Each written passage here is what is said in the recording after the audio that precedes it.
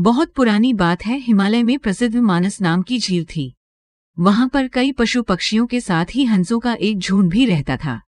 उनमें से दो हंस बहुत आकर्षक थे और दोनों ही देखने में एक जैसे थे, लेकिन उनमें से एक राजा था और दूसरा सेनापति। राजा का नाम था धृतराष्ट्र और सेनापति का नाम सुमुखा था। झील का नजारा बादलों के बीच में स्वर्ग जैसा प्रतीत होता था।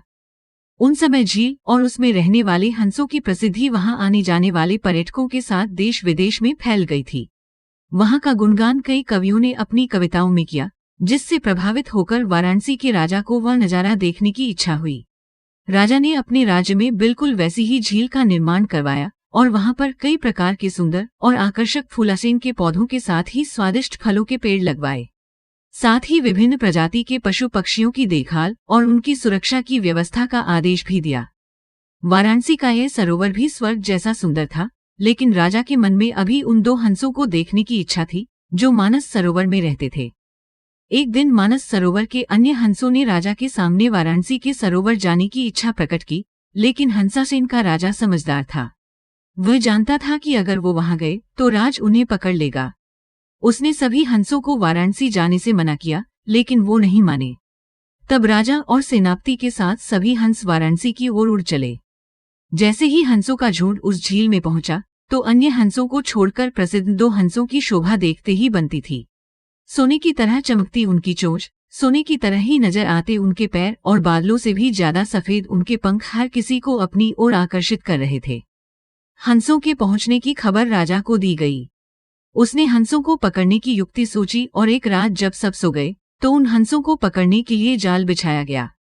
अगले दिन जब हंसों का राजा जागा और भ्रमण पर निकला तो वह जाल में फंस गया।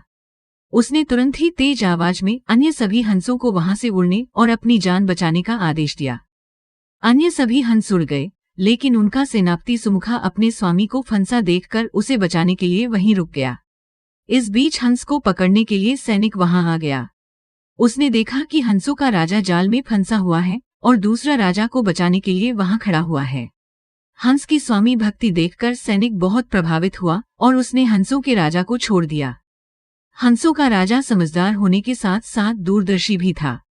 उसने सोचा कि अगर राजा को पता चलेगा कि सैनिक ने उसे छोड़ दिया है तो राजा इसे जरूर प्राणदंड देगा। तब उसने सैनिक से कहा कि आप हमें अपने राजा के पास ले चलें। ये सुनकर सैनिक उन्हें अपने साथ राजदरबार में ले गया। दोनों हंस सैनिक के कंधे पर बैठे थे। हंसों को सैनिक के कंधे पर बैठा देखकर हर कोई सोच में पड़ गया। जब राजा ने इस बात का रहस्य पूछा तो सैनिक ने सारी बात सच सच बता दी। सैनिक की बात सुनकर राजा के साथ ही सारा दरबार उनके साहस और सेनापति की स्वामी भक्ति पर हैरान रह गया और सभी के मन में उनके लिए प्रेम जाग उठा। राजा ने सैनिक को माफ कर दिया और दोनों हंसों को आदर के साथ कुछ और दिन ठहरने का निवेदन किया। हंस ने राजा का निवेदन स्वीकार किया और कुछ दिन वहां रुककर वापस मानस झील चले गए। कहानी से सीख: किसी भी परिस्थिति में हमें अपनों का साथ नहीं छोड़ना चाहिए।